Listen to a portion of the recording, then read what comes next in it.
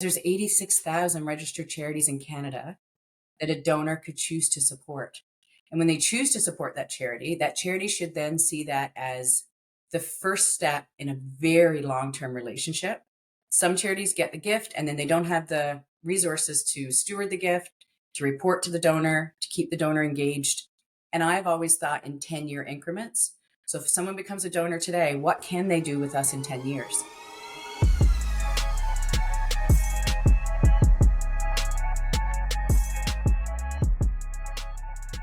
Thank you for listening to the Interesting People You Meet podcast. This podcast is sponsored by NewGround Financial. NewGround Financial is a full-service investment and insurance brokerage firm that specializes in employee benefit plans, corporate insurance, and retirement planning.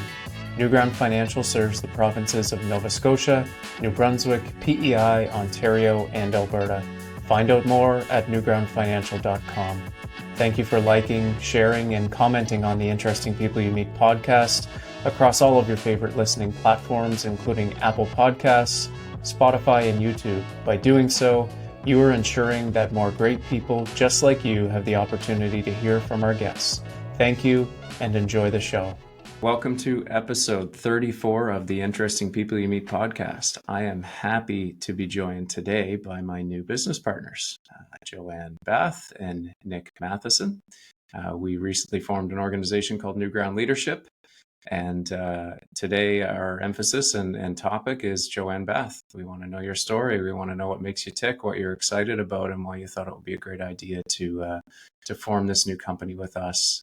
Furthermore, we'd love to find out more about your history, your background, what really excites you, and what organizations you've worked with, what ones you want to work with. All of those things. It's really the Joanne Beth spotlight, and you're in the hot seat. So thanks for joining us, Nick and Joanne. So Joanne, why don't you start by just telling us a little bit about yourself? Who are you? Oh gosh, that could take 3 hours. So I grew up in small town Newfoundland, and truly at heart Newfoundlander, and really from that comes a deep interest in community and placemaking and just making the community better and stronger. And that's really what Newfoundland's about. It's about supporting each other. And so in the early days, I studied social work, thinking that was the path to making the world better. And I quickly realized it wasn't a great fit for me in terms of frontline social work. I didn't feel I was having the impact that I really wanted to. And then I landed with a Boys and Girls Club, thinking I would be social working, helping people find resources. The title of the job was Resource Development Coordinator. So I thought I'd be helping families, but really I was fundraising. And I didn't know that fundraising was even a career. I had never heard of people fundraising. So except like my very first gig was a lemonade stand when I was 10 to help a young boy and his family who were driving back and forth to the Janeway, the Children's Hospital in Newfoundland for care. So I started my lemonade stand. However, when I was in Brownies, they asked me to sell cookies door to door, and I quit. I was having none of it. So I don't think fundraising was always in my bones.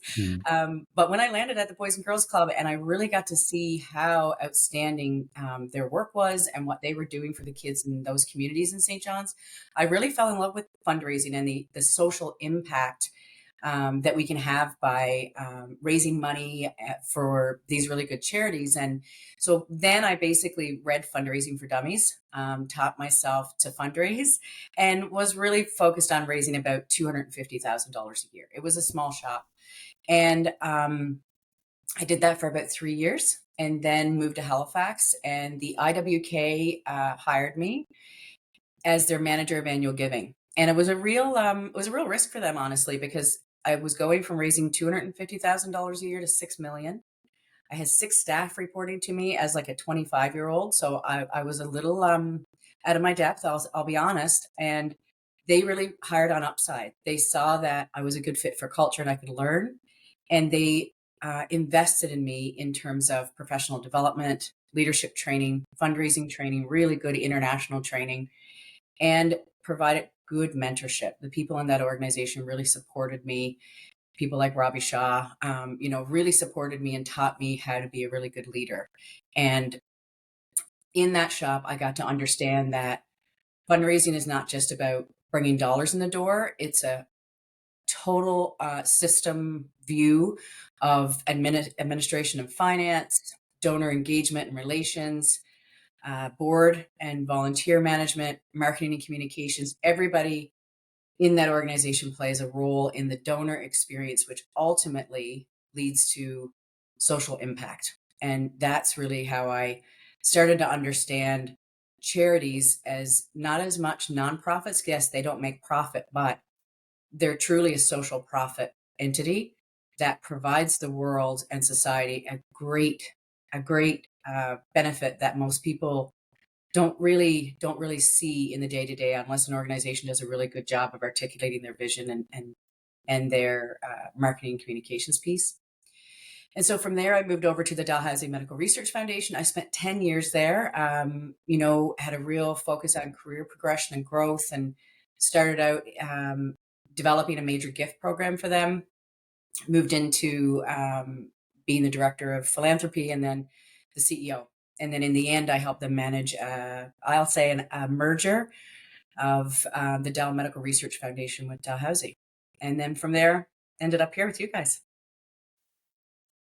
Some great start. Yeah. So you ended up here. Why don't we share the audience kind of how you ended up, part of the NewGround picture. Yeah, so I mean, you can see from that story that I haven't really taken a break in my career. I've been working since I was 15. I started unloading crab boats and went straight to university and really was just grinding and really wanted to. I was the first person in my immediate family to go to university. And I really just worked really, really hard to grow to the place of finally becoming the CEO. And then I decided to take a year off. My husband and I both took a year off. We really did some soul searching to examine what mattered to us going forward. And, at 45, it's a great opportunity to sit back and look and say, what do I want to do for the next half of my life? And I got really clear in working with a really great coach that there were 5 things that had to be present in whatever I did next. And I used that lens to assess all of the opportunities that came up for me.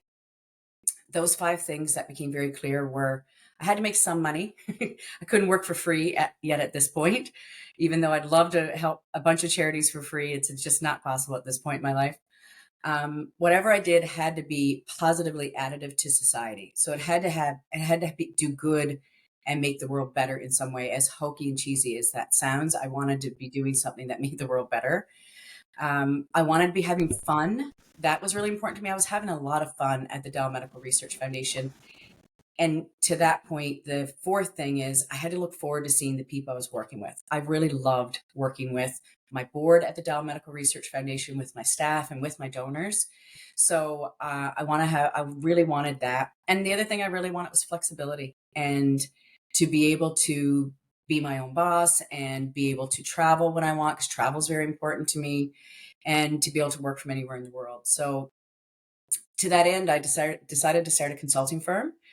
I went out and met with, I think, 14 people in 2 weeks to get advice, to understand what the needs were in the market, both in the social profit sector and in the for-profit sector. Because, I've led a social profit organization, but it's really the same as a for-profit business in terms of managing people, growing revenue, managing your processes and systems, managing your, in our case, a volunteer board, but our board. So I sought advice from a lot of people I respected, and Nick Matheson was one of those people. And I knew that whatever I did next, coaching was probably going to be part of it, because people were calling me already and asking for advice on how to manage this or that with their board, or how to retain their staff.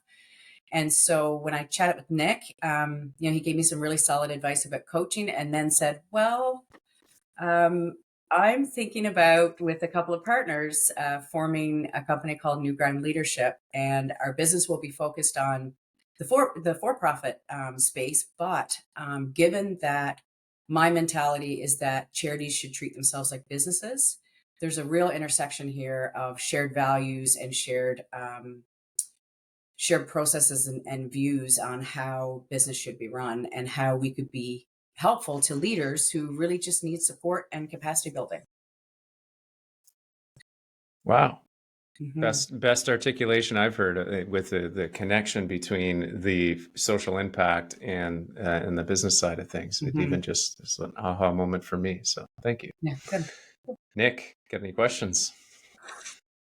You talked about Newfoundland and how it gave you that sense of community.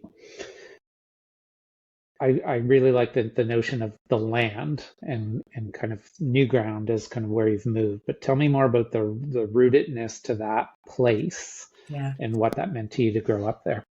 Yeah, Newfoundland is a very special place, and anybody that goes there knows it. Not only are Newfoundlanders fun, I mean, that's obvious, but they really do love and care for each other.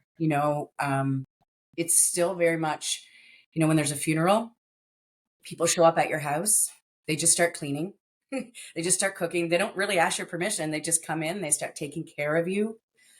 We saw that with Come From Away and 9/11. But no one in Newfoundland was surprised by how people reacted, just bringing clothes to people they didn't know, inviting random strangers into their home. That's normal. That's just how it is. How I grew up was very much, people showed up for you and took care of you and had this sense of, keeping our community strong.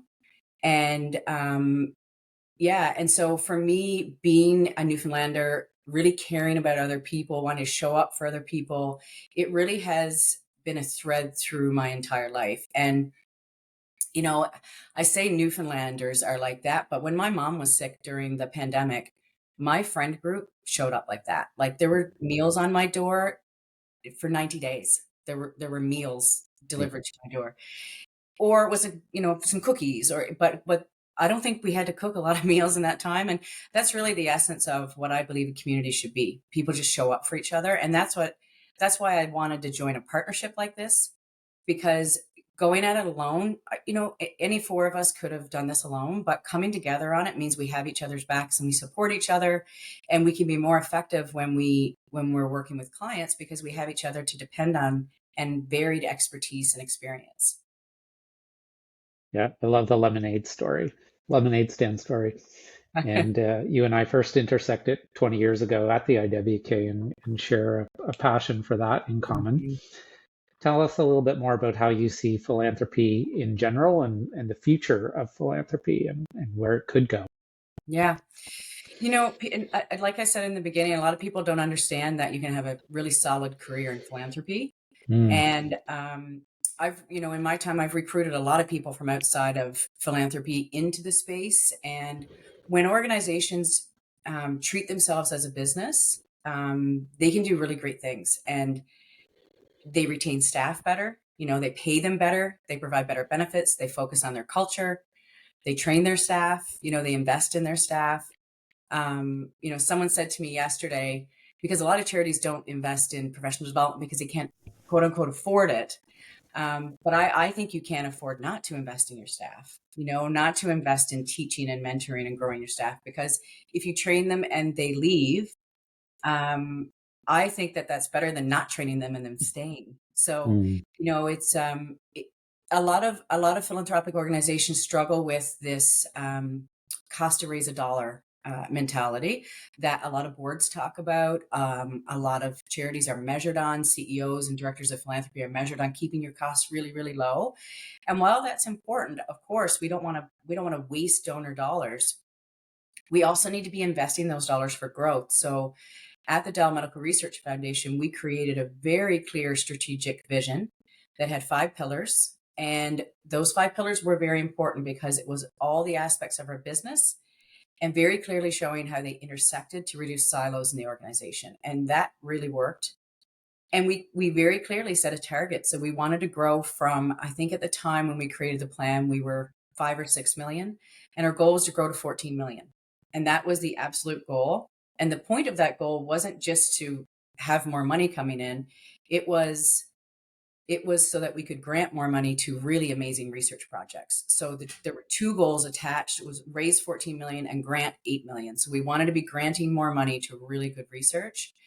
And so I think the key for charities is to not just think, well, I have to save money, because if your goal is to have a greater impact and you have to raise more money, then you do have to spend some money to raise that money. You have to invest in your staff. You have to invest in really good CRM, really good systems. You have to invest in engaging your board and your donors and having really sophisticated sales models. I mean, it is business development. You do have to look at a customer and say, what are the 12 touch points in a year? And how are they going to continue to care about us? Because there's 86,000 registered charities in Canada that a donor could choose to support.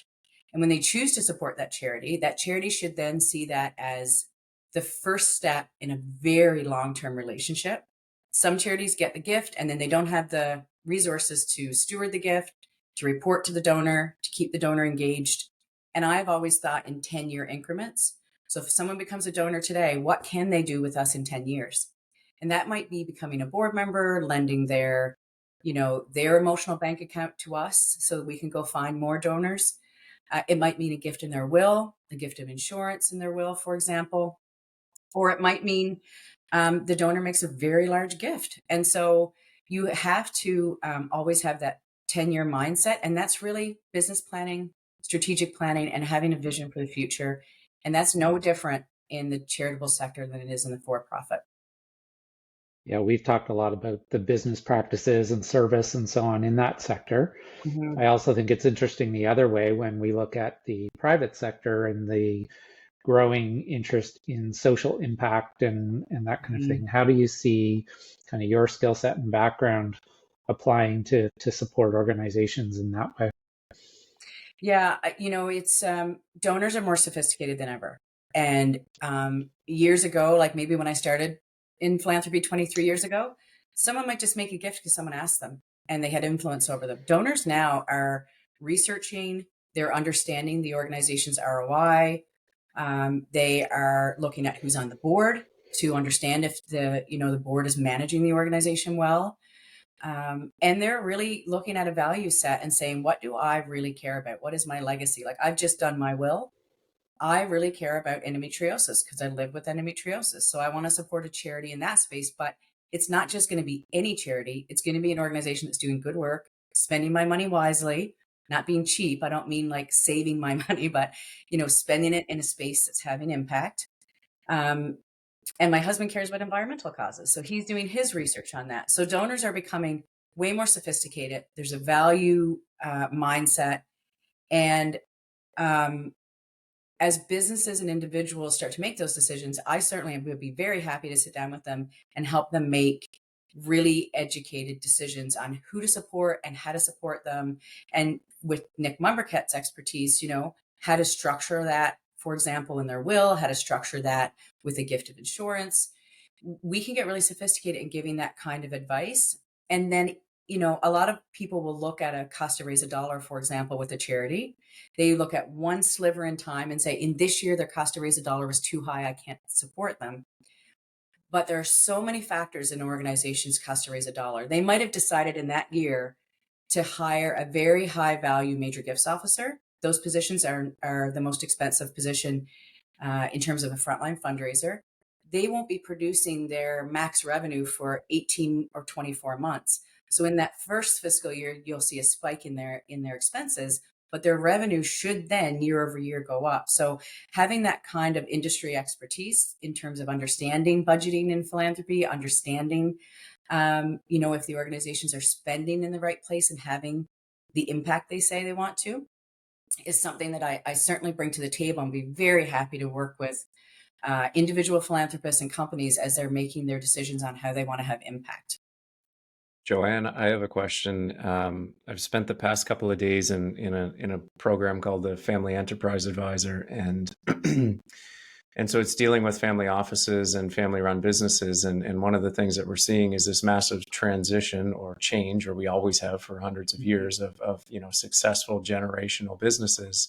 And one of the things it seems as though Gen 1, Gen 2 business owner will assign Gen 3 and Gen 4 to the philanthropy arm because that's the thing they like, which is kind of interesting. And it seemed to be a common theme in what we were learning yesterday. So I'm just curious, as you say, you work with individual philanthropists, how does that conversation get started, or how can you perhaps help Gen 1, Gen 2 maybe better understand where Gen 3 and Gen 4 are on their goals and help them align where, if they're going to run the philanthropy arm of the family office, how do you create alignment between both generations and, what's important to them?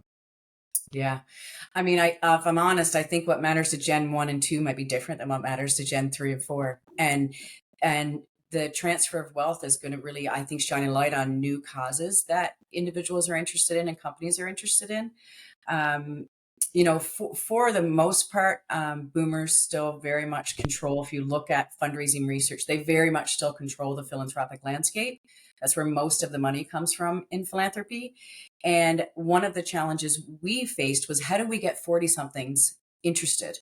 And they still have kids in school, or their kids are going to university, they're saving as individual philanthropists. And we were working on creating like a gateway for them to come in, where we weren't expecting them to make $1 million gifts. We were saying, make a $2,500 gift over a whole year, make that monthly, and they want to be engaged in a different way. So they want to have a say, way more than I've ever seen boomers, for example.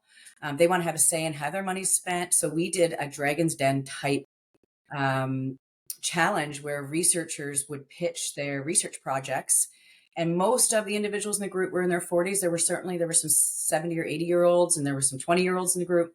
But they would come in and pitch, and then they get to vote on which project received the funding. And this next generation really cares about things like mental health and the environment. And so there are new topics coming into our consciousness that younger generations care about. And they also care about being involved. So I think the days of just giving your money and saying thanks very much and trusting the organization is just going to spend it wisely are gone. I think charities really have to recognize that you have to deeply engage donors in really interesting ways, like not just on your board, but maybe they're, voting like in that type of event that I mentioned. So I think that, and I certainly have seen that trend as well. I worked with a donor in Toronto who was very involved with us, and he wanted his daughter to become more engaged. So she started running the family office. That being said, he still made all the decisions, really. He was still really making the decisions, and she was executing. And I think the transition, what he hoped was going to happen over time, was that he would transition to her making the decisions and her voice being on that. So I think it's really important, as Gen 1 and 2 are creating those kinds of family offices, that they have a blend of their philanthropic priorities with their children's or their grandchildren's priorities, and that they start to have a smooth transition, so that it's not like, they're supporting health and then all of a sudden they stop supporting health and they're supporting environment. It would be better to have a smooth for the charities, but also for the family office, for their relationship with the charities, because that relationship is really important on both sides. Great. And even in smaller businesses, I think there's a neat opportunity for businesses to be philanthropic, as you say, and kind of look at giving loops and portions of their money, and some of them even, social enterprise, obviously, and some of them even developing charities of their own, which is an interesting development that I think is probably more common in a younger generation of entrepreneurs. Mm-hmm. Yeah. I mean, I always, I'm cautious of individuals creating new charities, because there's 86,000 charities. I mean, if there's a hole in the market and that thing doesn't exist, great, but there's probably an opportunity to do your research and partner with the charity that exists, that's already doing the work. Either they're doing it really well, or you can help them do it better. You can offer your services as a business owner to help them, execute on their impact missions more effectively. But yeah, I do caution against starting new charitable organizations, because there are so many out there. Well, I think that's also where the strategic view and somebody that's more familiar with the industry and what those different organizations look like, what the landscape is like, and where that alignment could exist with a business or a business owner to facilitate that is a really interesting place to explore as well. Yeah. Joanne, Yeah, go ahead.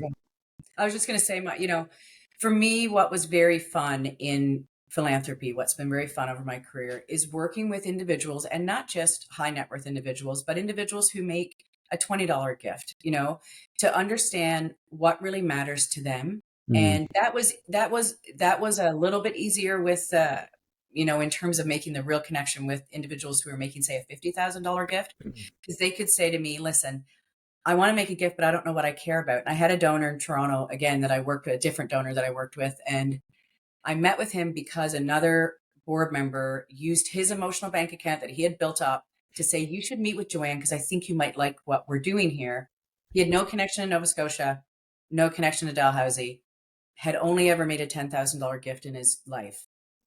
And so it was a bit of an uphill battle for me, but he was second generation. He had bought the business from his father, very successful business person. But when I sat down with him at first, he just said, well, I don't really know what I care about. And I said, well, let's start talking about that. So I started telling him stories. Of course, I was in the research space, but I started telling him stories of traumatic brain injury. I started telling him a story of research. I started telling him stories of cancer. Started telling him stories about mental health, and intertwining like the donor, knowing what I knew about him, so his value set, with really good researchers I knew would be a match with his personality, because that really matters, and also patient connection, like telling patient stories. And I didn't expect that mental health would be the thing that he went for. He's a big hockey fan, and I thought traumatic brain injury was going to be it. I made like an assumption that would be it, but mental health was it. But it took time. I think we were 3 years of just meeting and storytelling and connecting and introducing him to researchers before he finally said, yeah, I really care about this mental health research that Rudolf Uhr is the researcher. Dr. Rudolf Uhr is doing research in preventing bipolar disorder in children whose one or both parents have bipolar disorder. And his family didn't have bipolar disorder, but he loved that work because it was preventative. So I found all the things that mattered to him and then introduced him to that researcher. They really connected. He made his first gift. Unfortunately for me, he said, how much do you think I should give? And I said, I don't know, 250 over 5 years. He said, okay. And he said, the look on your face tells me you're disappointed. And I said, I'm not disappointed. He said, you should have asked for more. And I said, I know I should have, but we've got a 10-year relationship to work on. So we did. And then within that 5-year pledge, he made another gift during COVID. And then he made another gift to another project.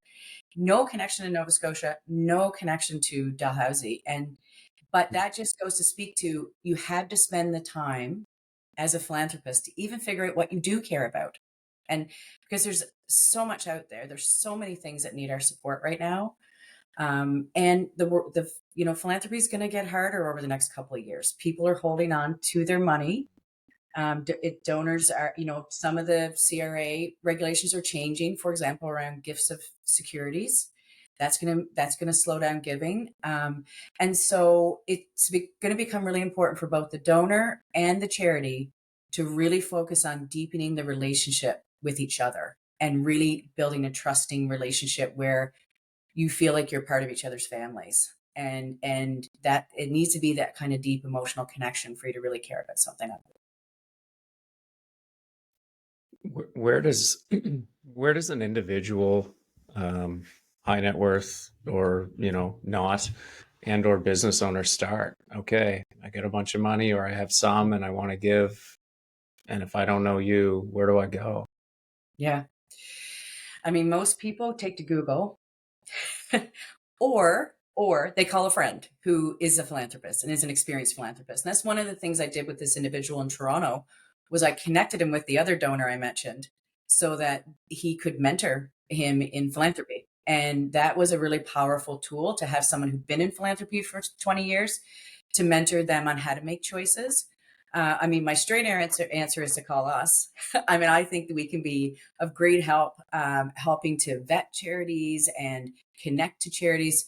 In the last few weeks, I've been having a lot of conversations with business owners who say, I'm looking for a board to be part of, but I don't even know where to start. Like, I don't know which boards are aligned with my value set. So I've been talking them through that. And I think there's a place to play in even board positioning and connecting people to boards. And I don't know what that looks like quite yet, but people are hungry to sit on boards, and charities need really high quality people on their boards who aren't just there because someone told them they needed to join a board or it looks good on their resume. They need people to come in and work really hard and really attend those meetings and read those board packages and take their fiduciary responsibility really seriously. So I think for individuals who are interested, there's kind of two paths. There's, joining an organization as a board member, which then you should automatically become a donor, or become a donor and look for ways to get more and more engaged. And there are so many really great charities out there, but you need good advice, and you want to be sure that that's the right organization for you. And maybe we can play a role in that with people. And I'd be happy to do that. That would be really fun for me. Like finding those matches between individuals who want to make a difference and charities that are making a difference. That to me is fun. And it's what I've loved about philanthropy over my career. I was reading an article the other day that was talking about some of the differences in private sector and nonprofit or social profit, particularly from a board level perspective, and the importance of shared leadership. Yeah.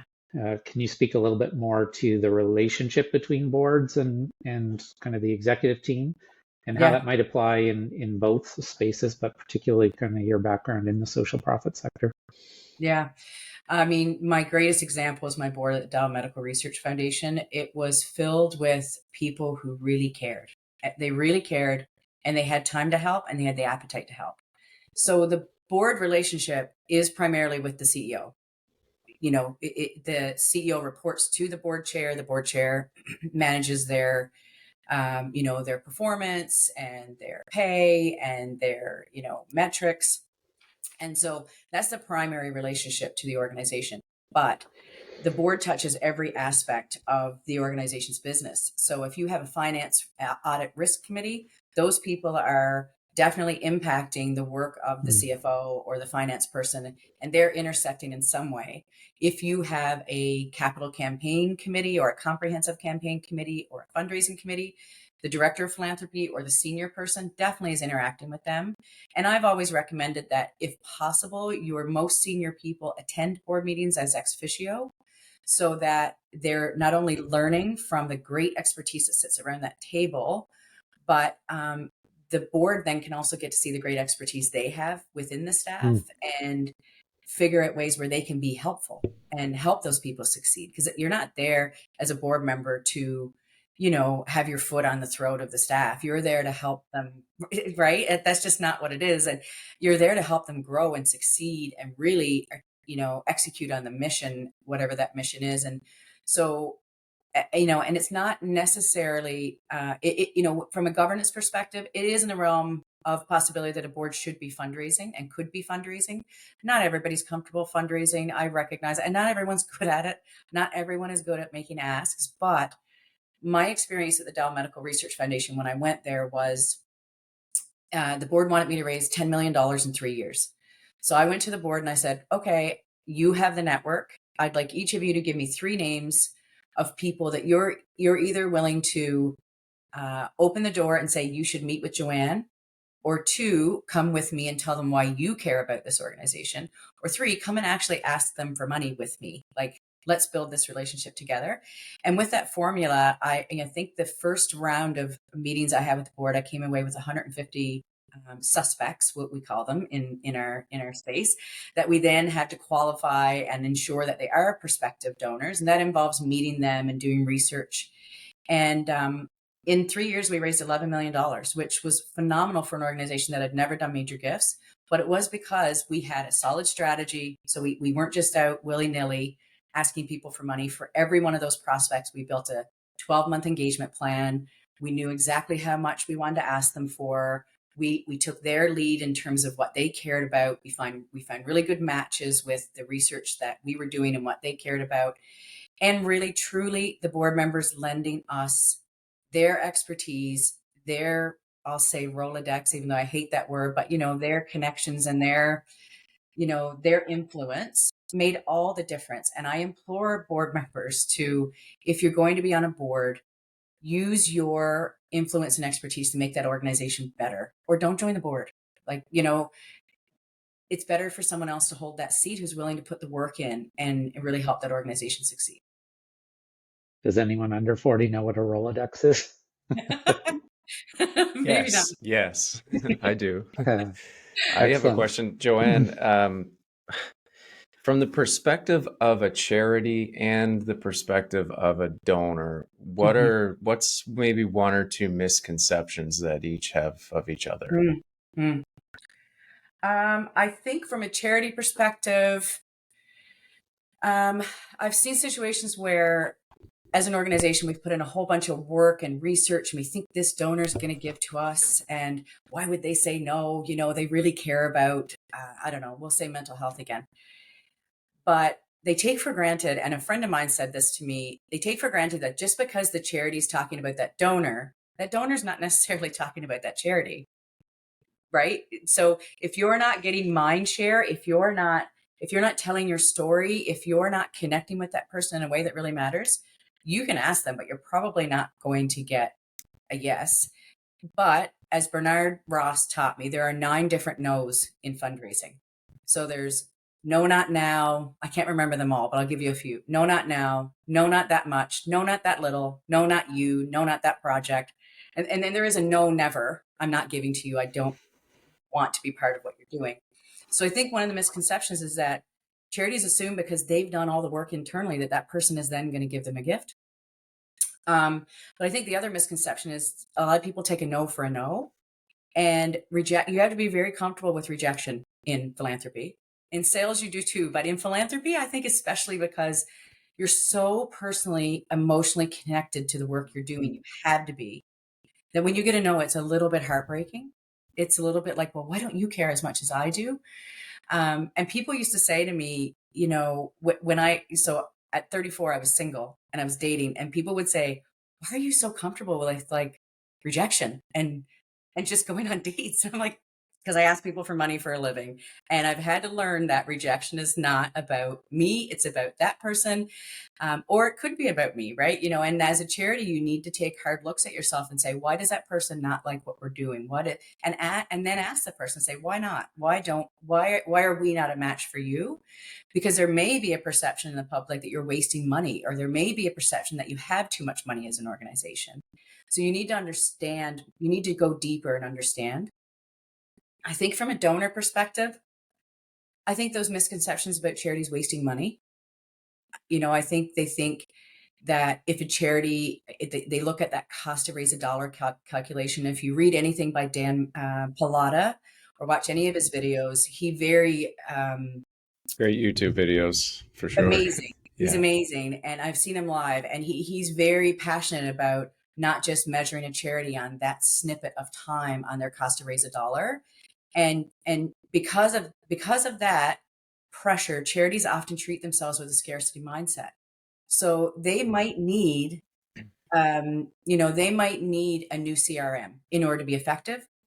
But the board just doesn't want to spend like 30 grand on a new CRM because they see it as a waste. But if you look at the long-term investment that you've put in that year and the multiple, like for example, a major gifts officer, depending on the industry you're in, is about $120,000 to get someone very good.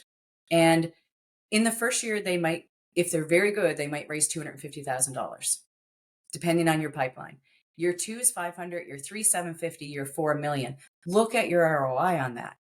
But it's not going to happen in year 1. It's going to happen over like any other business. So I think some philanthropists who think charities should just be pinching their pennies, I think they have the wrong idea, because you have to, the old, saying you had to spend money to make money is true in charity as much as it is in for-profit. So I think that would be the biggest, I guess, misconception I would think on a donor perspective. Really important lens of being strategic around that resource allocation and kind of growth as well from an investment versus cost perspective. So. Yeah, no, absolutely. And in that strategic plan we created at DMRF that saw us going from, I think it was 5 million to 14 million. That's a big jump like that. But what we did was we titled the plan Investing for Impact.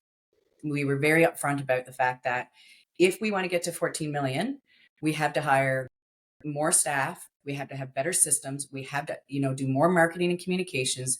We have to invest money in events and projects. But it was very much, that was mapped out over 5 years. So in this year, we're going to spend here, and then we're going to spend here, and we won't spend here if this doesn't work. So we really had a 5-year view to where we would spend and what that return would be each year on that spend. Joanne, there's a bit of a theme that I hear in your story from Lemonade for the Janeway to social work to IWK to medical research. Tell us a little bit more about what you care about and kind of healthcare transformation and those elements of kind of your career. Yeah, healthcare transformation really has been something since I was young that I really cared about. I thought I was going to be a physician, and being the first person in my family who went to university, I didn't understand that you get paid in your residency. And so I did the math and I went, well, there's no way I can be a doctor. And by the time I'm 12 years in, because I wanted to be a pediatrician, by the time I'm 12 years in, I'll be bankrupt. So I pulled out of that. But healthcare has always mattered to me, and innovation in healthcare, I'll say, matters as well. And the research piece really ingrained that in me, and understanding that there's so much opportunity in the tipping point between research innovation to commercialization, and how much that can do for patients and has done for the system of healthcare.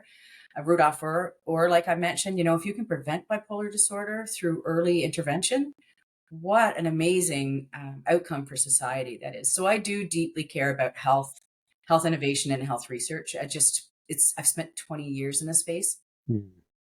I also really care about, last night I had the privilege of seeing Michelle Obama live. And, in the last couple of years, I've met a lot of individuals in the Black community. And I've really been just taking this very open view to not knowing what I don't know and ask. And I'm really starting to develop this deep passion for equity, diversity, and inclusion, and not knowing what role I play, but looking for a role, looking for how I can help, like what Hope Blooms is doing. Kalade has become a friend of mine. He's with Hope Blooms, and what he's doing there is phenomenal for that community. And so I have this hunger to be part of being the solution and using my, frankly, privilege for good. And I don't know what that looks like yet, but that is definitely something that's important to me. Women's health is pretty important to me. I've had a lot of negative experiences in the healthcare system. I've had a lot of, female friends who've had experience in the healthcare system, and the healthcare system wasn't built to be kind to women. And for example, women with endometriosis take on average 5 to 9, doctor's appointments where they're asking for diagnosis to actually get a diagnosis of a chronic pain issue that impacts your whole body and mind. And so the healthcare system is not caught up to women's needs, and women are ignored in the healthcare system. And it's very, very, very frustrating. And so I'm looking for ways that I can impact that space. And I don't yet know what that looks like, but I've started educating myself on that. So those are some of the things. I mean, there's so many causes that I care about. I support a scholarship at Memorial University for a rural student. I do that right now, and I have a gift in my will that will support that. And every year I get a handwritten note from that student telling me who they are and what they do. And I absolutely love that. Primarily, it would be a child or a teenager from my hometown that would get that scholarship, because I didn't have that. But ideally, a rural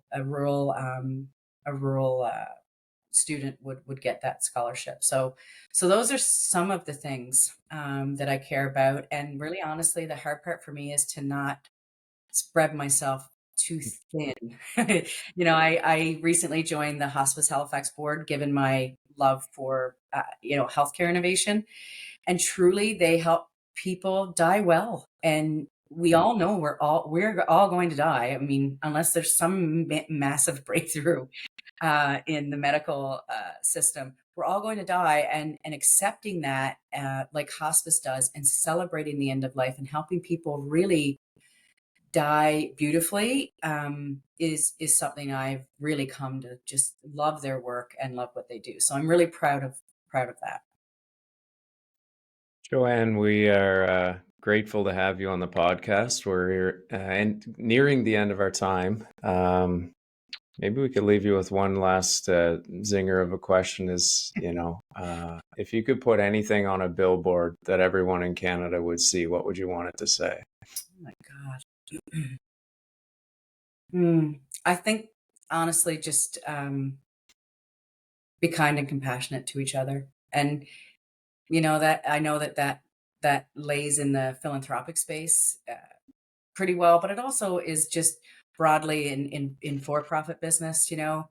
If you treat people with respect and kindness and a sense of empathy and try to put yourself in their shoes, then it helps your customers, it helps your staff, it helps your partners. And I think always taking that approach to, you don't know what that person's gone through that day, and taking a step back before you get frustrated is, I think, something we can take into all parts of our life. Amazing. Well, thank you for joining us on episode 34 of The Interesting People You Meet. Clearly, to our audience, you can see why Joanne is part of our team. I am even more excited to have you here, even though I already was.